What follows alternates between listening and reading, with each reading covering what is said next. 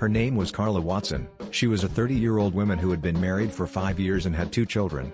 Her husband was a store owner, the most popular store in the neighborhood. She was a kindergarten teacher and a very good one according to the children and their parents. The family was undoubtedly loved by most of everyone who knew them and gave a good impression to those who didn't. They lived in a surprisingly modest home for how much money they had. It was a simple 4-bedroom 3-bath suburban home with a 2-car garage. It was painted the usual grayish-white with a brown roof. One night, well, last night to be exact, this beloved family would meet a strange man who was selling meat products from his employers. He wore all black and had a strange indescribable face. "Afternoon, ma'am," he said with a large toothy grin when she opened the door. "Afternoon to you, good sir. I am a salesman from the massive meat store and we have a sale going on for all our products," he said in a hearty voice, still with that big toothy grin. She was weirded out by this man. He wore all black, smiled strange and acted strange. She couldn't think of anything to say, so all she could think of to say was, who are you?"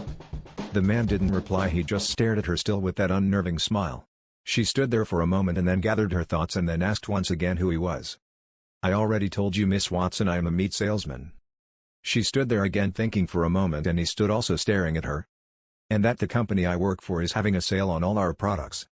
She finally responded and said, well, we're not interested." And out of instinct and wanting to not see nor look at him, she threw the door closed. Well, at least she thought she did, but before it could shut he caught it and said, "Are you sure? We have the highest quality of any meat," the man said, and his smile got even bigger this time. "Yes, I am sure, so would you please leave?"